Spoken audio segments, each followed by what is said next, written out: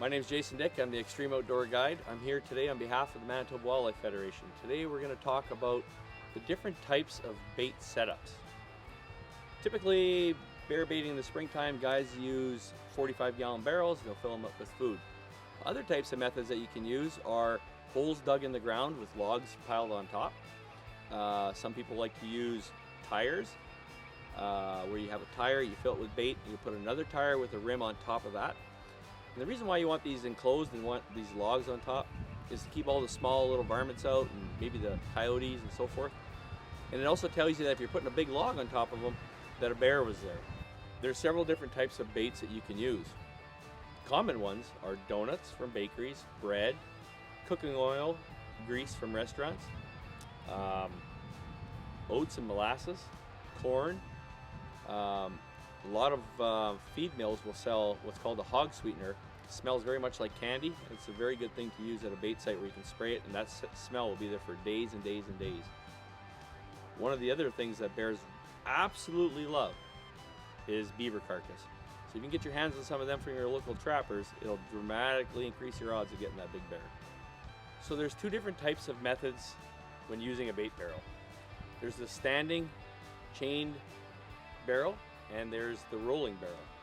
When you're using a standing barrel, what you're going to do is you're going to have a 45-gallon barrel.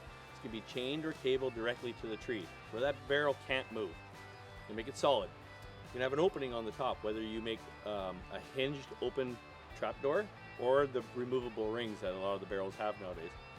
And then you're going to have on the side of the barrel, you're going to have about a 6 to 8 inch hole, and that's where the feeding hole is.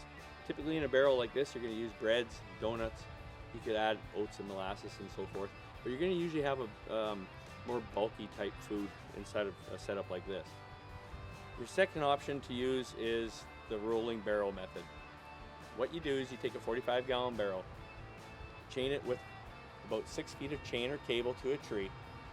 On top of the barrel, you're going to have a filling hole. That's where you're going to place all your bait, either with a trapdoor or a removable ring on the barrel.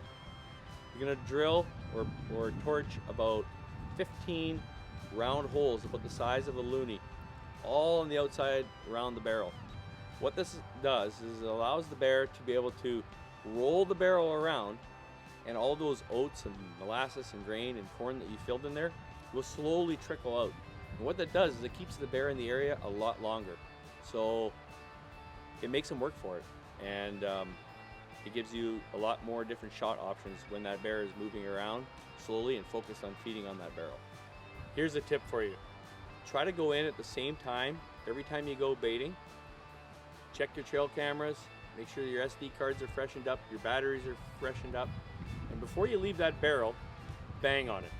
It's called the dinner bell, and it works. Bears hear that banging every time you put in fresh bait.